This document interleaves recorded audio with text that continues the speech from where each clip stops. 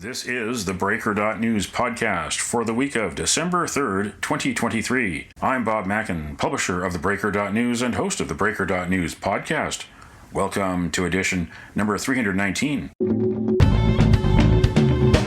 The Breaker is your source for news, opinion, and analysis about British Columbia issues, institutions, and influencers. Later, I'll tell you how you can support The Breaker. On this edition, headlines from the Pacific Rim and the Pacific Northwest. I award a virtual Nanaimo bar to a difference maker. And on the Big Deal feature, from the Rocky Mountaineer Station to the International Space Station. Space Explorers, the Infinite virtual reality exhibit is playing now until mid-January in Vancouver. My guest is filmmaker Felix Lajeunesse.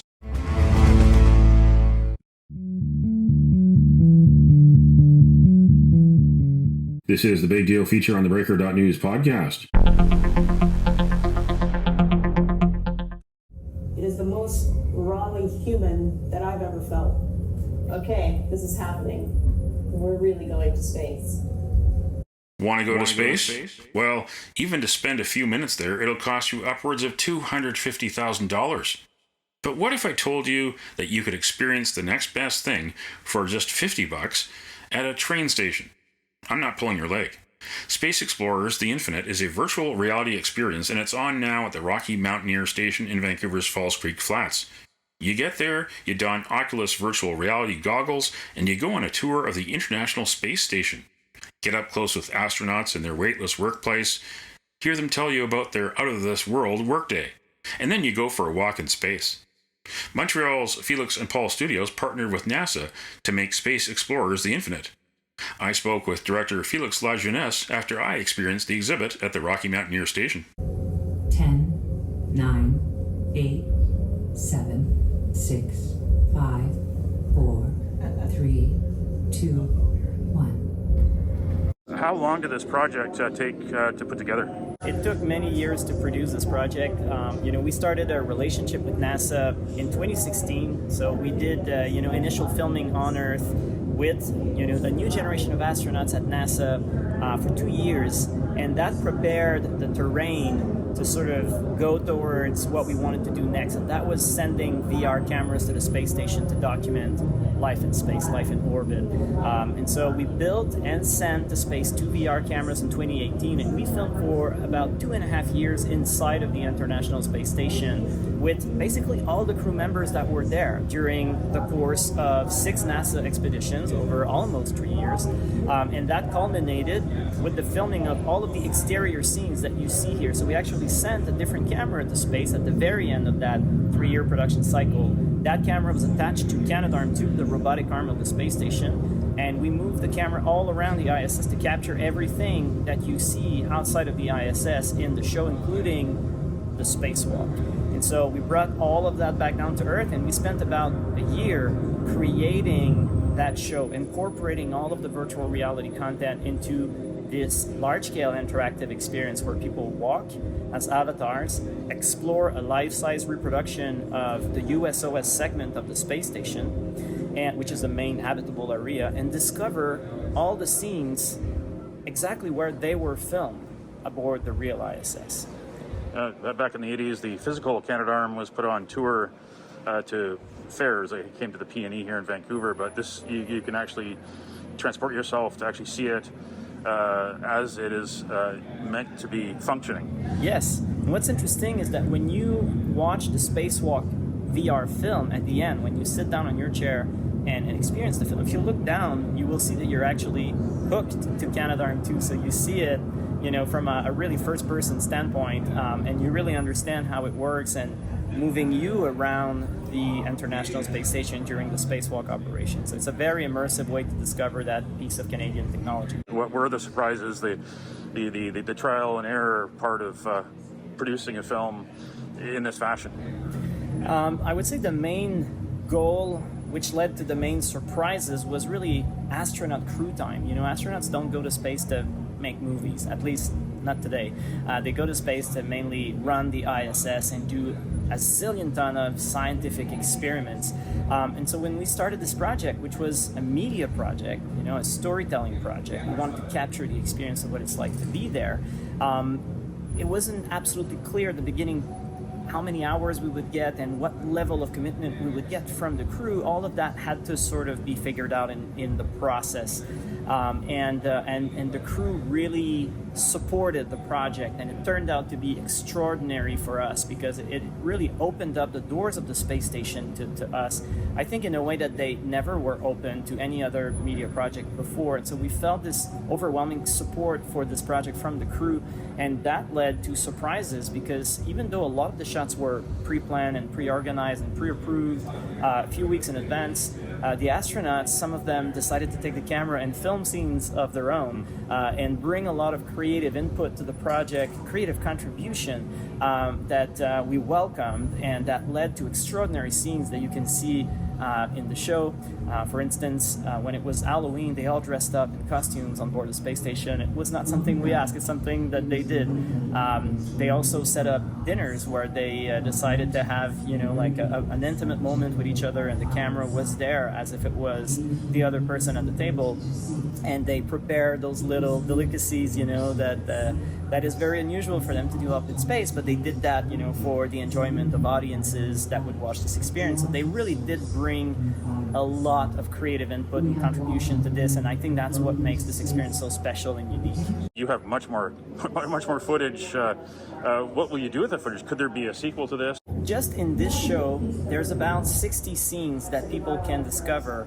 But if you come to see Space Explorers The Infinite, during the duration of the show, you will have time to see a maximum of 15 of those scenes. So you could come back 4 times to see the entire amount of content. We did that because we wanted for groups and families to come and explore the show and make it so that nobody would have the same experience. So you come out of it and say, oh, the moment that they, do the science or do the spacewalk preparation is amazing. And the other person will say, well, I didn't see that, but I saw the moment that they were throwing the football at each other.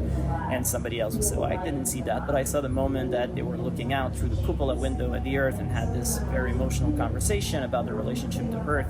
So there is already more scenes and content in the show than what people can experience in one visit. But beyond that, there's also a series that is available on the MetaQuest TV app that allows people to watch in VR edited versions of this content as part of Space Explorers, the ISS experience. And so people can access that as well if they want to have complementary content. It's available on that platform, yes. And the VR goggles that are used, who produces those? So the VR goggles are provided by Oculus, Meta, and so those are MetaQuest 2 headsets that have been modified to be very comfortable for a long time. So there is a compression system on the headset that doesn't come necessarily by default with the headset. So it's additional gear that we implemented to make it more comfortable. We also added to that headphones, that can be adjusted for the users. That again is not default gear. It's actually equipment that we added to the gear. So we customized existing hardware basically for the benefit of this show. The fact that you're doing it here in Vancouver in a train station, transporting people from a train station through VR to the International Space Station. Marshall McLuhan might have something to say about this. The old 17th, 18th century technology, which this train station represents, all the way to the present and the future. Yeah, you're right, and honestly, it was a very nice coincidence that we found this place because we don't necessarily look out for train stations. It just turned out that here in Vancouver, the kind of space we needed was that space, that train station, which is already a place to travel and a place to go to a destination. So it's perfect. It's a perfect combination to have this kind of show, which is about going to space, set inside of a physical environment like this, which is also about going places and discovering the world. So yeah, perfect match. There's been immersive technology for decades with 3D movies, for instance, but this is going beyond that with virtual reality, and we're seeing it in different forms. I was recently in Las Vegas, the opening of the Sphere, to experience that form of immersive entertainment. Yeah. What is next? What are you seeing next for your next project in terms of different ways of using technology to tell stories beyond even this? Yeah, I think virtual reality as a technology is evolving. I don't see beyond virtual reality. I see virtual reality itself evolving and becoming more real, becoming more perfect from a technical standpoint, more flawless from a technical standpoint. And I mean by that the hardware, but also the capture process, how we actually generate the visuals. A show like this is a combination of real-time rendered content. So when you walk in the ISS, you see yourself as an avatar. All of that sits inside of Unreal. It's just like a game engine, right? So you walk through that interactive real-time rendered ISS, but the content that you activate when you press a bubble, that is pre-rendered cinematic 3D 360 live action content. So we already combine cinema with gaming with this show, and that makes perfect sense within virtual reality to do things like that. So we're already finding ways to evolve the language of what's possible inside of virtual reality, and I feel like we're only kind of still scratching the surface. I feel like going forward, as the technology gets better, the creative ideas also flourish and bring us to new places. And so I feel like just exploring VR, I'm gonna probably be completely invested in that creatively for the next 50 years, and that's what I plan to do. Right now you're filming this interview with a phone. When you step out the door, you might unlock your phone from that position and call your friend, and then you will see something, you're going to start taking photos, and then you will connect to the internet. And then next thing you know, you will be in your car driving with the GPS of your phone. This device today has a lot of utilities, and it's not just about watching TV shows, which you might do later on your phone. And it's for all of that reasons that mobile phones are so important in our lives now, because they give us so much functionalities, right? Virtual reality today is seen as a device for entertainment only, for gaming and for watching immersive cinematic content.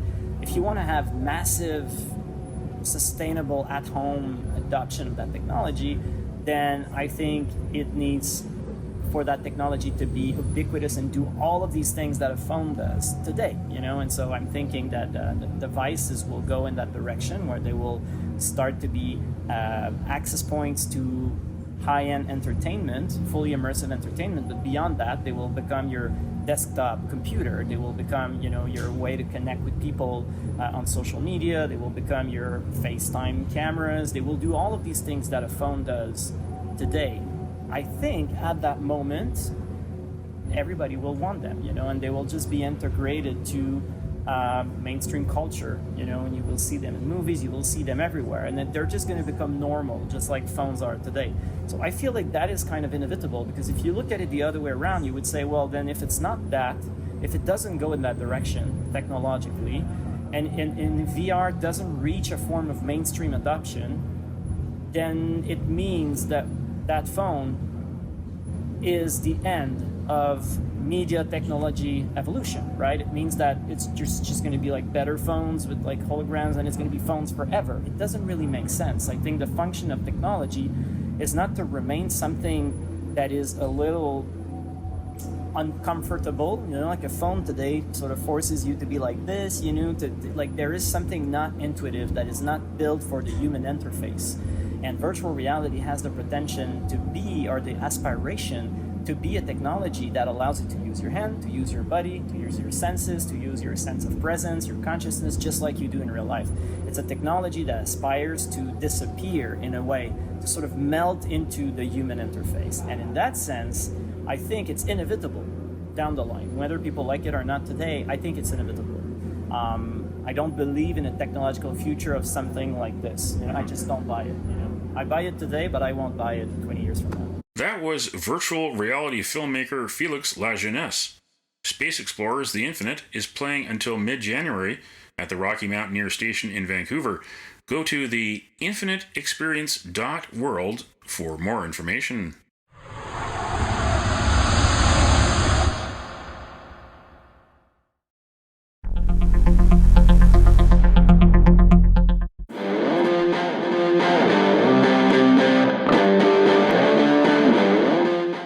Time on the theBreaker.news podcast for Around the Rim. We look at news headlines around the Pacific Rim.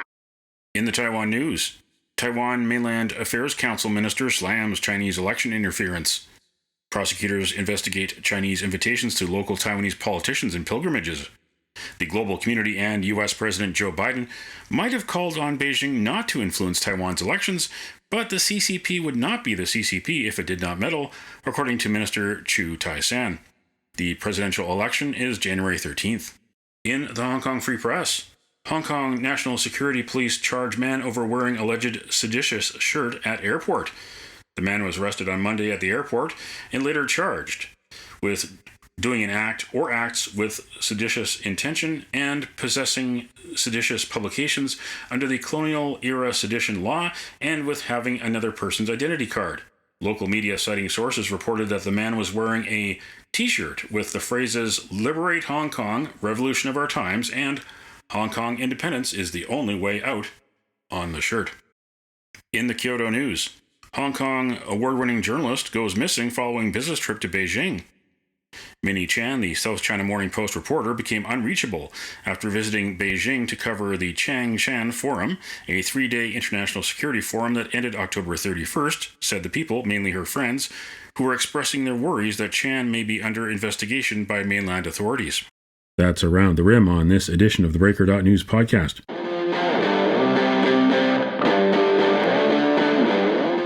Now it's time on the theBreaker.news podcast for Cascadia Calling. We look at news headlines around the Pacific Northwest. In Coin TV, former Gresham outreach worker accused of targeting homeless faces new charges. Kevin Dahlgren faces 6 new charges of identity theft, official misconduct, and theft, according to documents filed November 25th. Dahlgren often spoke publicly about his efforts to assist homeless people in and around Gresham, routinely discussed the issue via social media, and made multiple television appearances, including 2 on Coin TV 6's Eye on the Northwest Politics. In King 5, leaked document says U.S. is willing to build energy projects in case Snake River dams are breached.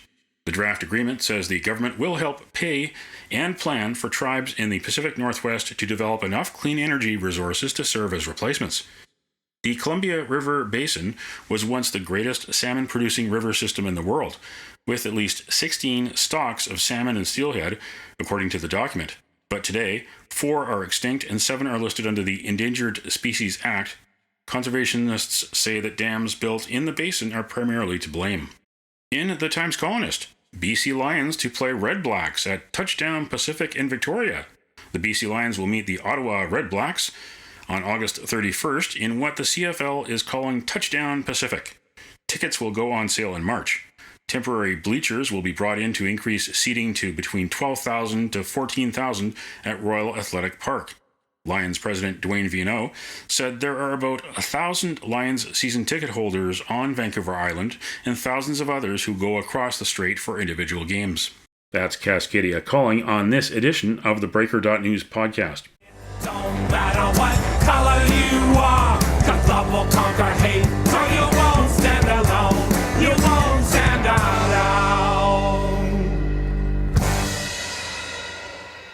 The virtual Nanaimo Bar, brought to you by Spruce Hill Contracting. Every week we end the Breaker.news podcast on a tasty note by awarding the goodness of a virtual Nanaimo Bar to people making a difference. A virtual version of the province's favorite dessert bar goes this week to... It's December now, and the temporary mustaches have disappeared, but you can still donate to the Men's Health Charity. Go to Movember, that's Movember with an M, Movember.ca. You can nominate someone for a virtual Nanaimo Bar. Send me an email to bob@thebreaker.news. Spruce Hill Contracting, custom homes and renovations. Find more information at sprucehill.ca. These rich men north of Richmond, Lord knows they all just wanna have total control. Wanna know what you think, wanna know what you do, and they don't think you know, but I know that you do, 'cause your dollar ain't shit, and it's taxed to no end, 'cause the rich men north of Richmond.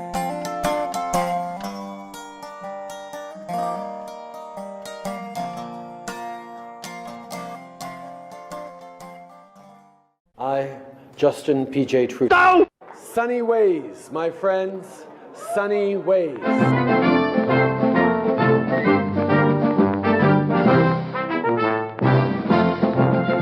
After after 8 years, this Prime Minister promises nothing but a carbon-taxed lump of coal for Canadians. Will he get off the backs of Canadians so that they can enjoy beautiful gifts, maybe even a turkey and a warm meal around the Christmas table this season? Mr. Speaker, I'm pleased to point out that we're the government that's phasing out coal. The climate denialism of the Conservative Party of Canada is putting future white Christmases at risk, and that's why on this side of the House we stand for Christmas. Mr. Speaker, that has to be the angriest and most caustic Christmas message I've ever seen. And why doesn't he be a little less like Scrooge and a little more like Santa Claus? A trivia footnote. December 25th is Justin Trudeau's 52nd birthday. I, Justin P.J. Trudeau. Sunny ways, my friends, sunny ways.